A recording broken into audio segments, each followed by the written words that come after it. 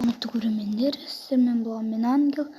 Бүгінгі бөлімде мен дейтін, яғни сіздерге қандай темада видео түсірейін деп айтайын деп жатыр едім. Сонда ескерту болып жатыр.